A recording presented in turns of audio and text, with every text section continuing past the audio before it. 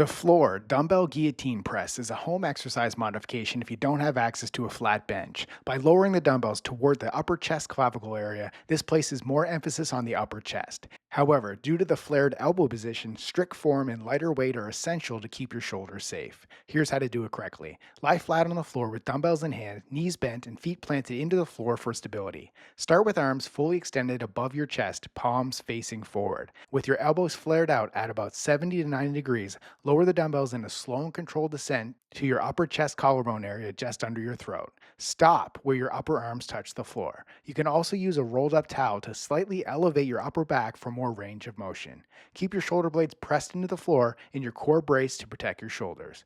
Pause briefly at the bottom to feel the deep stretch across the chest. Drive the weights back up by contracting the chest, bringing the dumbbells back to the top in a smooth arc. Repeat for reps. If you want to see real results in the gym, it's time to stop doing random workouts and start following a structured plan. Try my workout app free for 7 days.